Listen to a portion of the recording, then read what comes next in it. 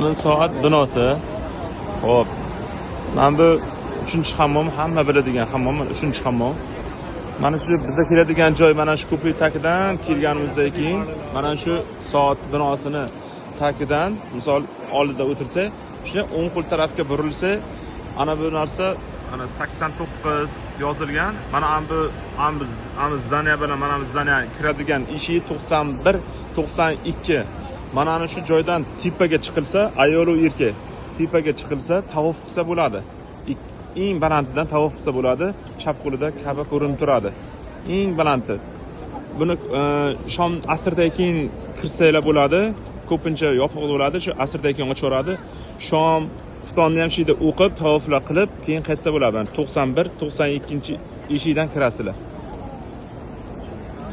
Xo'p, yana bir ma'lumot, 89-eshik bilan 90-eshik masjidga ichiga kiraman deganlar mana shu joyga kirsanglar bo'ladi. 89-90.